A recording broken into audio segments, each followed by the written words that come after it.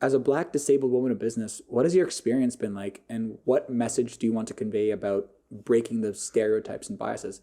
And the one thing I was trying to figure out, like, what is the main thing within, like, say, the Black community for entrepreneurship, for these kind of things. And tell me, I don't know if this is right or wrong, but what they basically told me, it was they need a community of people to support each other, because the parents are like, no entrepreneurship, no, you get a job, this is what you do.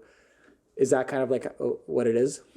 It's never been my experience with my mom. She's always been very supportive of me going off the beaten path to pursue what I want, but it is very common in our community to be like, you need stability and you need something safe, and you need to just do A plus B equals C, because then you'll live a pretty decent life.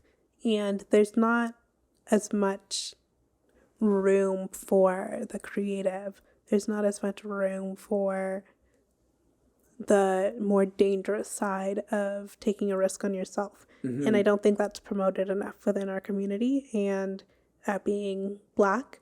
But I think our generation is changing that. Like, I think through the internet, we've been opened our eyes to some of the things I was exposed to as a child.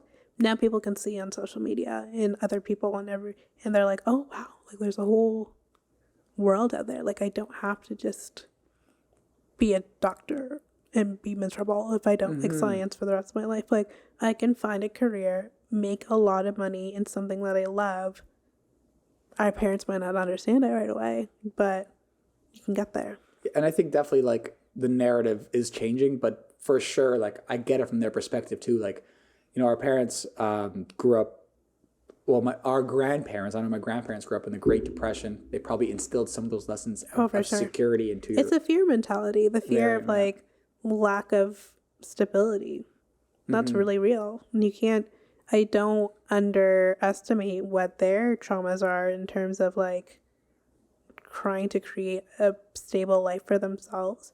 It's just a little bit different now. And it's okay to listen, but it's also okay to do your own thing. It's your life.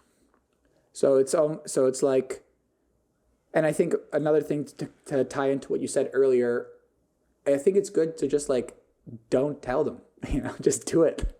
You don't have to, I'm a big believer, you do not have to tell everybody your dreams. I would encourage you not to tell very many people your dreams. And yeah, it's okay to just move in silence.